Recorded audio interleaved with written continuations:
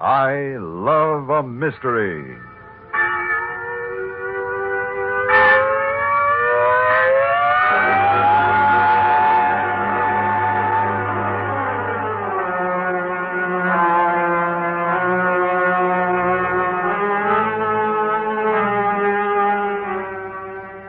The $1 Million Curse, a new Carlton Morse adventure thriller with Jack Packard, Doc Long, and Reggie York.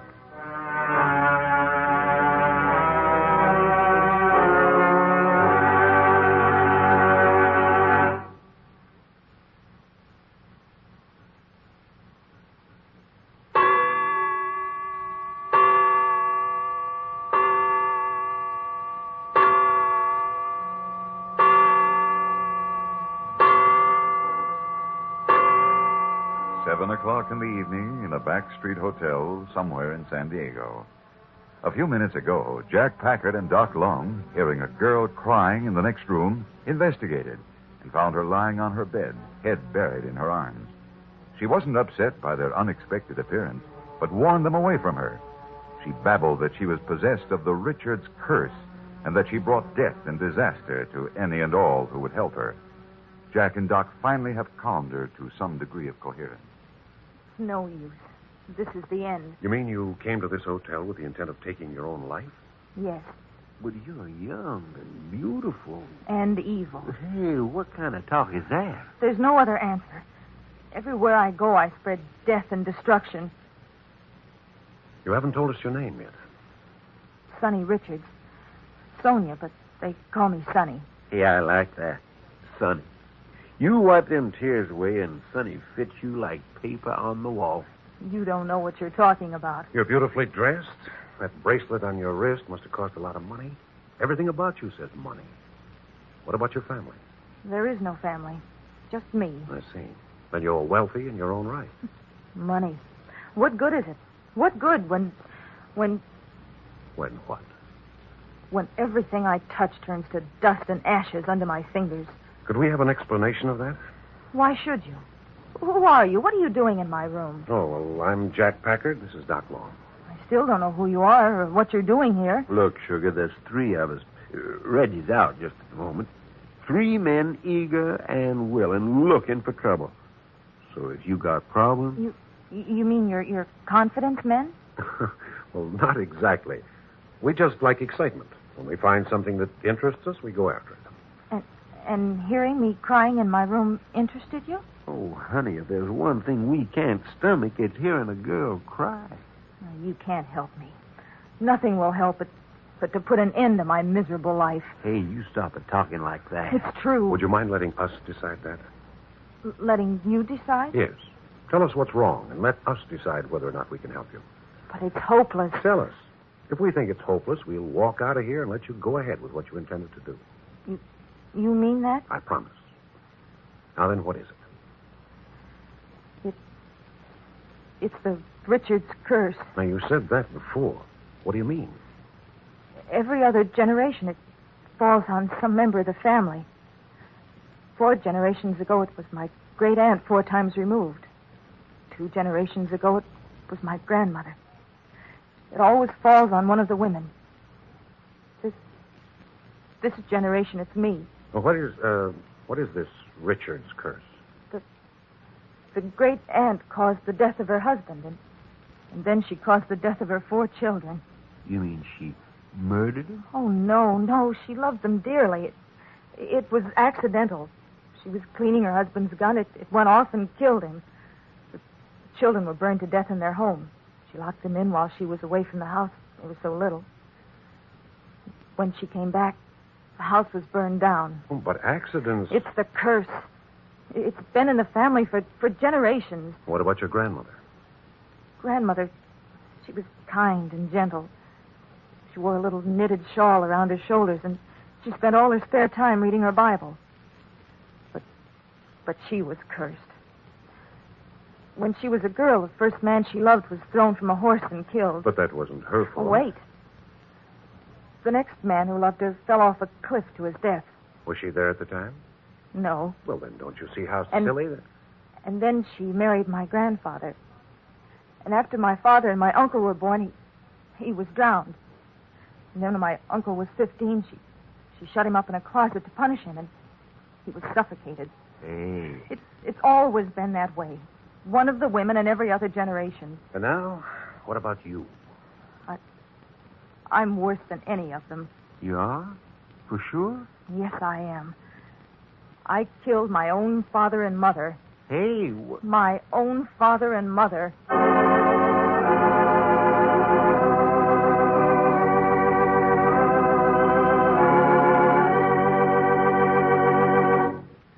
The rest of Sonny Richards' confession of guilt in just a moment.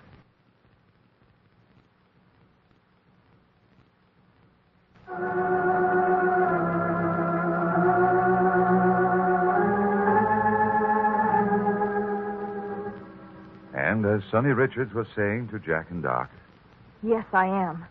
The worst of all the Richards women in all history. Maybe. Let's hear it. First it was my mother and father. you was the cause of their death? Yes. I wanted to be a flyer. I learned to pilot a plane, and one day I got them to go up with me. The plane fell. Yes. They were both killed. Oh, please, try not to cry. It's all right. I haven't much cry left in me. Yeah, here's my handkerchief. Thank you. You were an only child? Yes. And then a year ago, I became engaged to Phil. We'd only been engaged 3 months when his car went over a cliff and... Dead, huh? No. But he was so badly hurt, he'll always be a bedridden cripple. Oh, that's too bad. He would have been better off if he had been killed. But it wasn't your fault. Wait. About 6 months ago, I began letting Roger come and see me. I was still in love with Phil, but I thought I should go out a little. And one night, just as Roger was leaving my house, he was held up and shot. Did they catch the gunman? No. Any more? Yes. There was an old friend of Father's. He used to visit me sometimes. About 4 months ago, he fell down the front steps at my house. He was hurt so badly, he never recovered. Hey, I'm beginning to think you've got something with that curse. I knew you'd believe me. Oh, rubbish. But there's no other explanation. Things like that don't happen to other people. You weren't connected in any way with any of these things. They're unfortunate, but they've nothing to do with you. You've let them prey on your mind until you've become morbid. Morbid? Yes, you've developed a guilt complex. If that's all. It isn't. Yesterday, it happened again. You mean somebody else died because of you? Yes. I was to have had lunch yesterday with Freddie. I'd only met him a week ago. He didn't keep the engagement, and I rang up his home. And you know what they told me? You know what had happened? What? Suicide. He'd killed himself with a gun in his bathroom. Stop it. Funny, isn't it? You struck me. And get hold of yourself. That's it. Cry. It'll do you lots more good. Oh, I wish I were dead. I wish I were dead. Hey, Jack, this is awful. Now go away.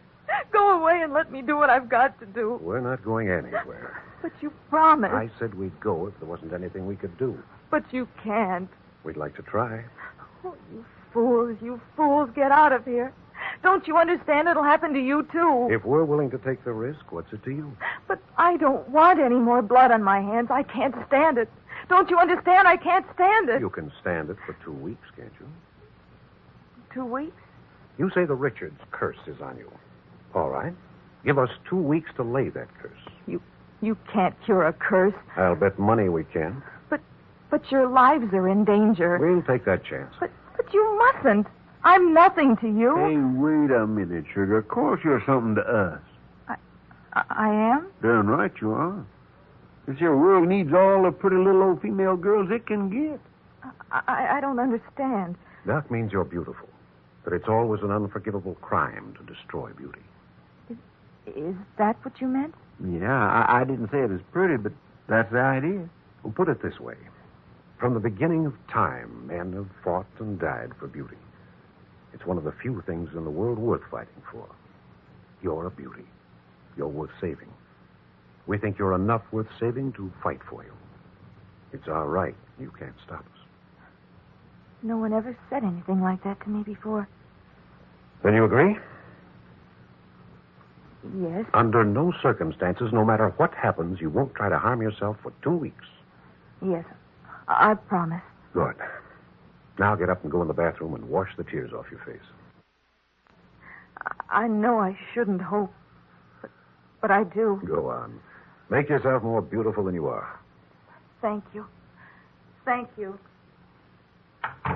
Well, you asked for it, fella. Huh? What do you mean? You know as well as I do that you can't cure curses. What do you think you are, a witch doctor? Curse, huh? Yeah, a curse. In the vernacular of Archimedes, nuts. Now look at Jack. 6 people connected with Sonny's been killed. 5 killed, 1 hurt. Yeah, but hurt so bad he might as well be dead. What was his name? Oh, Phil. Yeah, well, you can't tell me all them folks just happened to die and all within a year. It does sound fishy. Must be a reason for it. The Richards curse. Now, look, Doc, I want you to stop mentioning that curse business. Yeah, but Jack... Especially in front of her. Never mention it. What's the idea? I want her to forget it. Get it out of her mind. It's unhealthy. Well, son, all I got to say to you is... Well, visitors. Good evening, gentlemen. You were looking for something? Yes, Sonny Richards. Sonny? Just a minute, Doc. Who are you? My name is Marks, Leslie Marks. I'm Miss Richards' attorney. Attorney, huh? And the executor of the Richards estate. I see. Now then, what right have you to be questioning me? Who are you? What are you doing in Sonny's room? We're friends of Miss Richards. Friends? That's what I said. Friends. How long has this been going on? Long enough. Sonny hasn't been having many friends lately. Why not? Apparently you haven't been friends long enough to hear of the Richards curse. Are you the one who's been filling her mind with that sort of nonsense? Pretty serious nonsense. 5 people killed, 1 injured for life. I know all about that. Doc. Yeah? Tell Sonny to come out of the bathroom. Sure. I'll get her. How long have you known Sonny was in this hotel? I found out 15 minutes ago. I've had private operatives out looking for her ever since she disappeared from home this morning. You know why she came here? So you do know. Well, I suspected. That's why I was so frantic to find her. Yeah, some fellow named Morse. There. That's him and Jack. Well, Sonny, Hello, Leslie. I've come to take you home. All right. We're going with you, you know. What's that? Why not? I've got the house all to myself. But these men, who are they? What right have they... We're taking the right. Ridiculous. We're Sonny's bodyguard. Ridiculous. Sonny, as your attorney... As Sonny's attorney, you can go take a jump at yourself. So, you won't be warned. About what? The Richards curse. Please, Leslie, please. Listen, you... Get your hand If off I ever me. hear you mention that curse again in the presence of Sonny, I'll tear you limb from limb. Now, get out. Now, look here, Get out. Now, get your things together, Sonny. We're going home with you. You shouldn't have done that. He won't take that. Oh, shucks, honey, this is only the beginning. Only the beginning.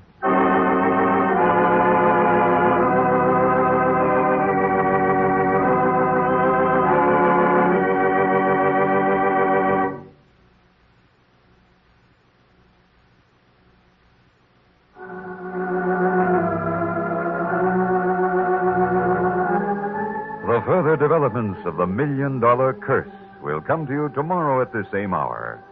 I Love a Mystery, for 16 years, a Carlton E. Morse creation, comes to you Monday through Friday, featuring Russell Thorson as Jack, Parley Bear as Doc Long, and Ben Wright as Reggie York, with Mary Lou Harrington and Emerson Tracy.